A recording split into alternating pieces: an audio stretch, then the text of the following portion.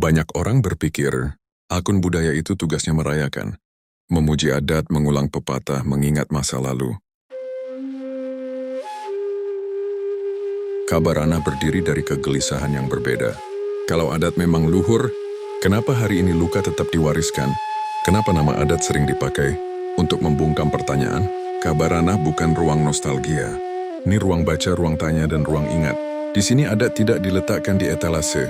Ia dibaca ulang dengan akal, rasa, dan tanggung jawab. Kami mempertemukan ranah dan rantau, yang tinggal di kampung, dan yang tumbuh jauh dari rumah, sama-sama berhak bertanya, apakah adat masih bekerja, atau hanya dipamerkan? Mengkritik bukan berarti memusuhi, bertanya bukan berarti melawan. Kami percaya, kebudayaan yang hidup harus berani bercermin. Inilah Kabarana, bukan untuk semua orang, tapi untuk mereka yang masih peduli pada makna.